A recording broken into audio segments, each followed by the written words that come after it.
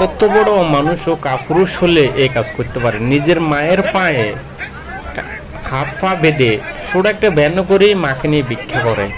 একজন বৃদ্ধ মার উপরে এত অত্যাচার, কত বড় অমানুষ।